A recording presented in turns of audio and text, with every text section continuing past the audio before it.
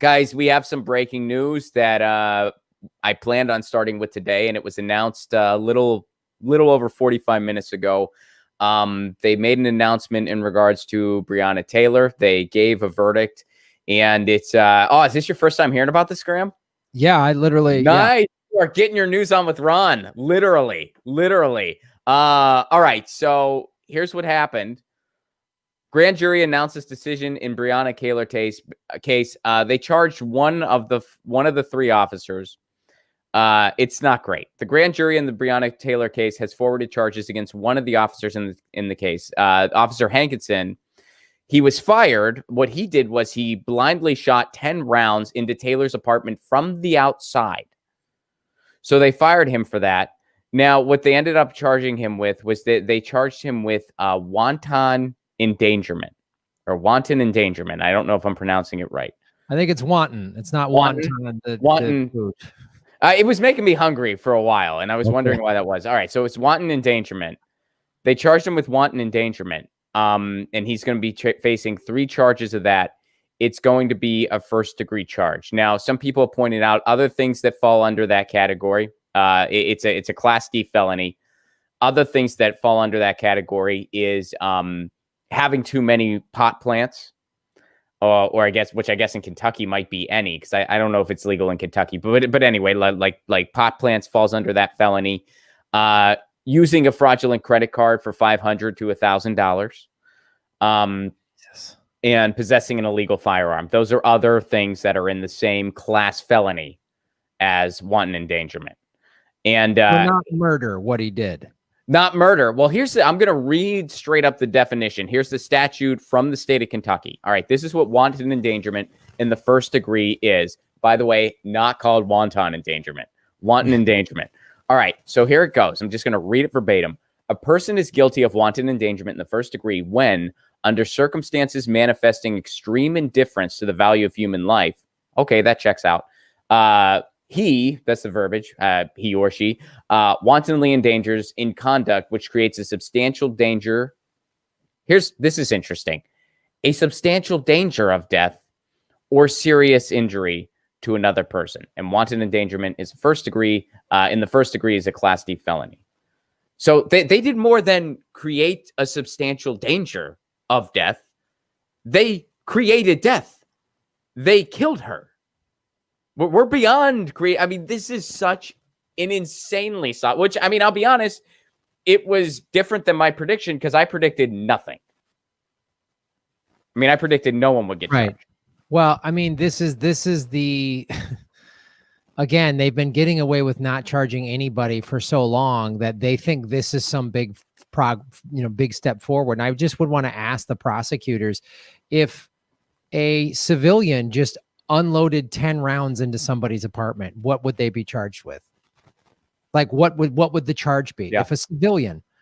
And so this notion that cops get to just do whatever they want, they should be held more accountable. If we're going to give them a badge and a gun, they should be held more accountable. I mean, it's really what it says to me, just as a regular citizen, of like, I don't know that I want to call the cops for any reason, because someone could die. Yeah. It could be me. I mean, if I see some crime happening and I call the police and they show up, they're just such roided out jackasses that they just might go, "Who are you?" I'm the guy who called, "Freeze," and just like, and people go, "Oh, Graham, you're overreacting." No, I'm not. They just shot 10 rounds into the wrong apartment. She had done nothing. She's an EMT. She was like helping society. Like there's not even she had a criminal record, which never justifies it. That never justifies killing another human being, like what they did with Jacob Blake. But this is just insane. These are insane, out of control police departments and right here, they're not held accountable. Oh yeah. I mean, they're not held accountable. I just want to know how any civilian would be. What would the charges be if they just shot 10 rounds into someone's apartment? And the person died. Yes, and then the person died. And the 2 other officers, by the way, not being charged at all. The 2 other officers so only 1 officer is being charged, by the way, and not all 3 of them. And so Sergeant John Mattingly and Detectives Miles Cosgrove, those are the 2 that aren't being charged. Brad Hankinson, that's the one that is being charged. They're placed on administrative reassignment following the shooting per department protocol. And then Hankinson was later fired for blindly shooting 10 rounds into Taylor's apartment. And then, of course, he's getting charged with this Class D felony that is in the same league as pot plants and using a fraudulent credit card, and I believe having an illegal firearm. I mean, fired 10 rounds. This just shows like, oh, this is the value that they put on a black person's life as $500 to $1,000. That's the value. It's really, I mean, it's like when Michael Vick got sentenced to 2 years in prison for dogfighting is awful. It's brutal. What he did was horrible, but it's like all these cops have killed people and nothing. They get nothing. And you kill a dog, well, you get 2 years. I mean, it just shows you that. I mean, that's basically, what is that saying to the black community? Oh, dogs' lives are more important than yours. And, you know, you're on par with $1,500 to $1,000 like scam. It's, yeah. I mean, this is, and the only reason I'm going to say the only reason there was even anything, the only reason one officer got this ridiculous charge that's going to be filed and he was indicted, the only reason we even got that is because they weren't able to wait this one out the way they wanted to. Because this is a systemic thing that they do. This has been going on for years and years and years. They wait and they wait to draw it out because, well, by the time we get to this, public outcry will be gone. Why will it be gone? Well, for a number of reasons. This is the USA where we kind of, you know, if something didn't happen within 48 hours, we're not really cognizant of it. And also because there's cop shootings every other day, pretty much. Yep. So they're going to be on to the next shooting. So they'll just be focused on that instead of on this. And then we'll let these officers off. I think it's literally 99% of the time, nothing at all gets charged to these officers. I mean, I just really like, you know, the WNBA has specifically dedicated its season to Breonna Taylor, like literally on the back of every jersey of every player in the WNBA, because it's a league that is about 70% black women are playing the WNBA. It's obviously all female basketball league. So they put Breonna Taylor on the name of every single jersey. That's cool. And they've like brought it up in interviews, and they'll talk about, you know, I mean, literally they'll be like, so how do you think your team's doing? Well, we're doing good. It's been 193 days since Breonna Taylor was shot and still no cops have been charged. Like they put it in, they good for them. That's awesome. Which is great. It is great. To me, I think there's probably some playoff games either today or tomorrow. I mean, they should stop playing. I mean, I think when, you know, last month when all the sports leagues stopped a couple days after Jacob Blake's shooting, and then the white nationalist kid that's being lionized by, you know, the white nationalist racist. Oh, they just apologized for him again today on Fox News. Of course. Someone on Fox News said he was just protecting his community. Oh, yeah. God. Okay. All right. No, he was raised in a cult. He was raised in a cult. He was raised in a crazy gun racist cult. And so when they shut everything down, I was like, keep it going. Shut all sports down and force America. Because what you just brought up a great point a little while ago about how America can kind of forget pretty quickly. And, oh, there's a game on. But they were forcing America to face this stuff. And then Obama comes in and does what he does, which is get everybody to be good, you know, follow the lead centrists and not do what the capitalists want. Yeah. Here, have a beer. Do what the capitalists want. Yeah, do what the oligarchs. You're ruffling the feathers of the oligarchs, and all those sports teams, they're all owned by billionaires. And I don't think LeBron and them, I don't think they understand. Now the WNBA, you know, some of the women are making 7-figure incomes, but a lot of the women are making 5-figure incomes, you know? So I understand that the economics, the league minimum in the NBA is $500,000 a year, roughly. And the WNBA, it's something like $50,000 a year. So I understand if that league just stops playing, but right now there's only 4 teams left playing in the playoffs. And I've said this so many times on my show.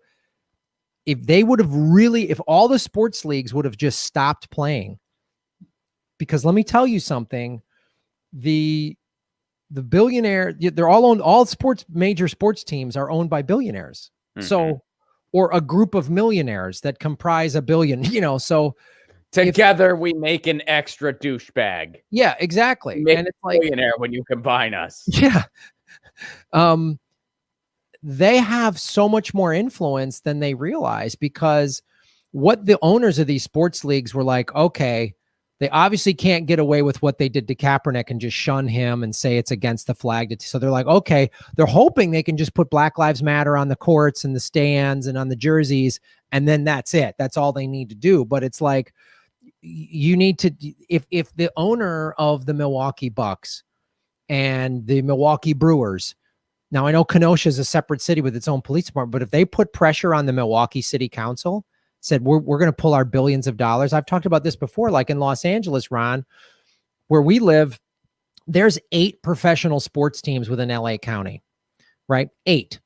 So imagine if like the 2 football teams and the 2 basketball teams and the hockey team and the women's basketball team and the 2 soccer teams, what if they all got together and said, hey, LA, you're not getting 54% of the budget of the LAPD is not getting 54% of the operating budget. They could really lean on using because I make this example all the time. When all the George Floyd protests started in late May and June, and people were like done with it, and they were tearing down Christopher Columbus statues, and rightfully so, they leaned on FedEx and said, we're going to boycott FedEx. And then FedEx went, hey, Washington Redskins, change your name. And Snyder, the owner, who is a piece of shit, has said for years he would never change the name. But when FedEx threatened to pull its $500 million licensing fee for FedEx Stadium, all of a sudden it happened. It happened overnight. And these professional sports teams, I hope the WNBA just says, the playoffs are suspended. Oh, I hope they all do. I hope all sports do. And this is coming from a guy who is enjoying the Stanley Cup series, but I hope they all say, we're done. We're not playing. And you know what? I mean, looking at it even broader, that would be a huge influence and inspiration for a complete general strike. When you think it's like the athletes are doing it. They're putting their foot down. They're saying no more. No. We all have to say no more. We all have to say no more. We're not doing this. We're shutting it down. And Ron, that 3 days where all the leagues were shut down. I mean, baseball was still, some teams were playing, but like the Brewers stopped playing. You know what? I'm a guy that I like sports. It's my distraction from all. I like sports too. Yeah, from covering the politics. It's like, and it's nice for me to kind of unplug from what's going on in the world and just watch sports highlights. You couldn't, because ESPN and every channel was talking about it. They were, and then you got you had post-game interviews with like Doc Rivers, where he's like almost in tears. Well, he was in tears, saying, this country, why do we care about a country that hates us? And like the head of the NFL Players Association was like crying, and like, so these big tough, strong athletes. And so it was forcing everybody to have this conversation. And I think obviously there's plenty of, I'm sure, Blue Lives Matter and All Lives Matter people watching all these sports, and they have to see these men in tears. It had to be powerful. And it's like, you don't get to unplug from this. You don't get to just go, oh, that's a problem over there, if they shut everything down. Well, and the other side of that is that you have the situation in Kansas City where the players just locked arms in a moment of silence, and they were booed for it. They were booed. I mean, obviously not by everybody. There were some cheers too. So it's completely unfair to generalize, the entire event, but people were booing them. Yeah, some were, and it's like I would totally stand with that. And let's because these protests are truth serum. We really find out who somebody is. The people who are booing in the stands, we know who you are. We know what you're doing that. And I'm sorry, like the kids, the younger generation are watching this, and the majority of them are on the right side of history. And so these sports leagues need to shut down, because they're, but it's so egregious, the amount of money. I mean, Los Angeles, they just opened up a new $5 billion football stadium in a city that has a growing homeless population that has practically doubled just in the last 6 months since the pandemic. You cannot drive in LA without seeing tent cities, right? So, well, you couldn't for a very, very long time, but now those tent cities are a lot bigger. Yeah. You know, I mean, it's like it's coming to a head, and so many people for so long have entertained this idea, like, oh, it's Skid Row and that's it. And we've been saying for years, you've been saying for years, I've been saying for years, Jimmy's been saying for years, so many people have been saying for years now, like, no, we have a crisis. We have a crisis. It's every neighborhood in Los Angeles. It's every neighborhood in San Francisco and Seattle. There is a crisis going on in this country. And it doesn't just have to do with those cities. Oh, it's because of those cities. No, it isn't. It's a countrywide problem. A lot of the homeless just go to cities like Los Angeles, like San Francisco, like Seattle, because there are more resources available to them, comparatively speaking, and the weather's better. Right. So I mean, yeah, but it's coming to a head. Food lines. I mean, we keep seeing this. People all over the country, people waiting in line for hours at a food bank. You know, like this is all over the country. This is in small town. I mean, this is like, so I don't know. And we just have to shut it down. I mean, I really hope the sports leagues reconsider. I mean, I just hope the WNBA goes, since Breonna Taylor was like on all of their jerseys. I hope they just go, the playoffs are done. We're stopping this. This is bullshit. We're done. We're done. You want to let 2 officers off completely scotch-free and indict the other one on this bullshit charge? That's on the same level as having a plant. A plant. Marijuana, pot is a plant. Cannabis is a plant. I mean, like credit card fraud is the same as taking a human life. I mean, come on. Unbelievable. Like, so I hope they shut it down. And and again, like you, I enjoy watching these sports, but I would totally back all of these sports leagues if they just shut everything down. And they should. Absolutely. I'd become a bigger fan if they did that. Absolutely. I'd like everything even more. I'd be like, yes. I stopped being a fan of the NFL because of the greed and the corruption and the covering up the CTE and how they treated Kaepernick. And when I'm seeing more of these younger players, like what they did in Kansas City, locking arms, and there was one game too where they just let the kick happen and then they all took a knee. The opening kick, they just said, nah. I didn't see that. Oh yeah, I was on opening weekend a week or nice. Ago. Yeah, the league's been going, I think, 2 weeks. So opening day, I forget which team. It might have been San Francisco and Seattle. I forget, but they just sit there and they did the opening kickoff. And once after the guy kicked the ball, all 22 guys took a knee and the ball just rolled out of the end zone and they gave it a touchback. And I was like, wow. And it'd be crazy if one guy from the kicking team violated it all. Yeah, just said, he just ran and picked it up. And he's like, this was our plan. Boom. I'm for the cause, but we are up 6. This counts. This counts. This counts. I'm for that. I'm gonna kneel now that I'm in the end zone. I'm gonna kneel and I'm holding the football. No, this is legit. We did this. And the rest were like, really, dude? Are you gonna be like, no, trust me?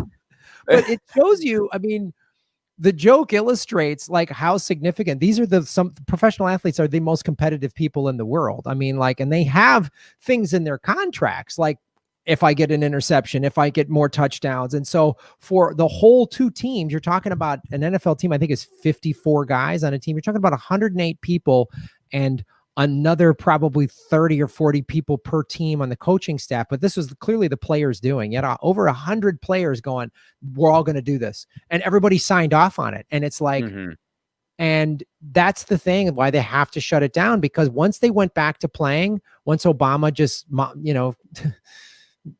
got everybody, go back to sleep, hope and change. Both sides.